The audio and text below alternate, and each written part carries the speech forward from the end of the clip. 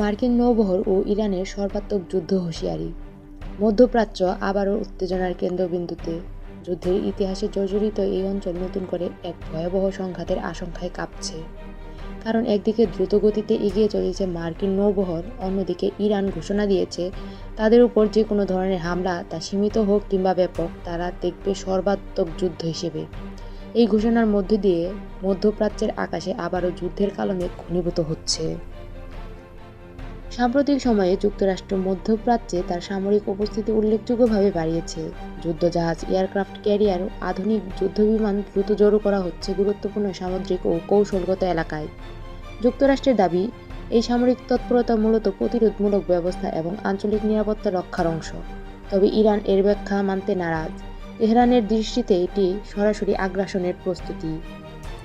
British সংবাদ মাধ্যম the independent এর বরাতে জানা গেল, ইরানের এক জ্যেষ্ঠ কর্মকর্তা স্পষ্টভাবে বলেছেন, ইরান ভূখণ্ডে যদি কোনো ধরনের হামলা চালানো হয়, তা ছোট পরিসরে হলেও সেটি যুদ্ধ ঘোষণা হিসেবেই বিবেচনা করা হবে।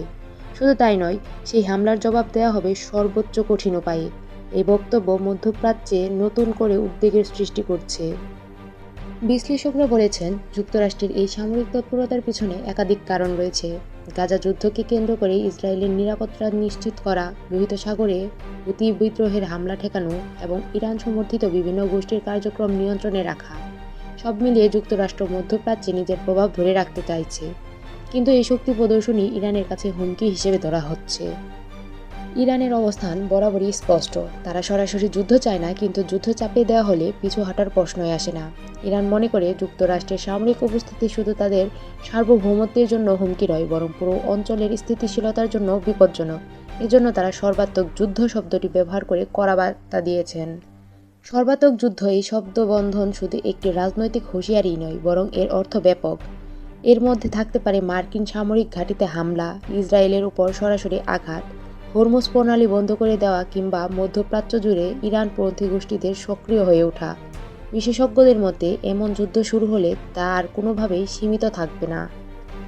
এই সম্ভাব্য সংঘাতের প্রভাব শুধু মধ্যপ্রাচ্যে সীমাবদ্ধ থাকবে না।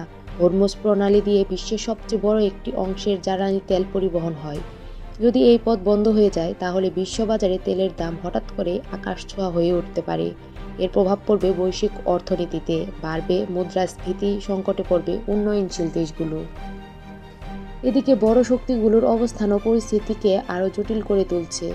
রাশিয়ার কূটনৈতিকভাবে ইরানের প্রতি সহানুভূতিশীল অবস্থান নিচ্ছে, চীন প্রকাশ্যে যুদ্ধ না চেয়ে সংলাপের উপর জোর দিচ্ছে, আর ইউরোপীয় দেশগুলো সংঘাত এড়াতে উদ্বিগ্ন ভূমিকা পালন করছে।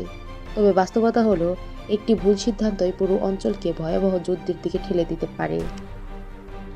প্রশ্ন উঠেছে, এই যুদ্ধ কি অনিবার্য? কূটনৈতিক পর্যায়ে এখনও আলোচনা ও সমঝোতার সুযোগ রয়েছে। জাতিসংঘ সহ আন্তর্জাতিক সংস্থাগুলো পরিস্থিতি শান্ত রাখতে তৎপর।